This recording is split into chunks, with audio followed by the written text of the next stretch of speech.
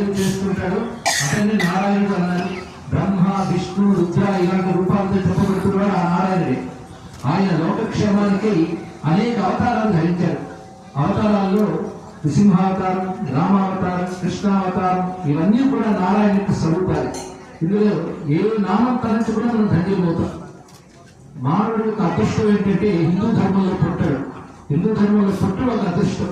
హిందూ ధర్మంలో ఉంటూ భగవన్ నామాలు పలికితే చాలు వాళ్ళు ధరించుతారు. అందుకే మంచి ప్రవర్తన కలిగి ఉంటూ వ్యసనాలకు దూరంగా జీవిస్తూ భగవన్ నామాన్ని పలికితే జన్మ చరితార్థం అవుతుంది. అంత సులభమైన తరణోపాయం హిందూ ధర్మంలో మాత్రమే ఉంది అని మనం తెలుసుకుని దాన్ని పాటించాలి. ఆ కర్తవ్యాలను మనం గుర్తు చేస్తూ ఈ ఆలయాలు ఉత్సవాలు నిర్వహించబడుతుంటాయి. ఒక ఆలయం ఒక చోట ఉందంటే అక్కడ బుద్ధుల్లో మంత్రశక్తి ఉంటుంది, తపశక్తి ఉంటుంది. వీటి కారణంగా ఆలయం యొక్క దైవశక్తి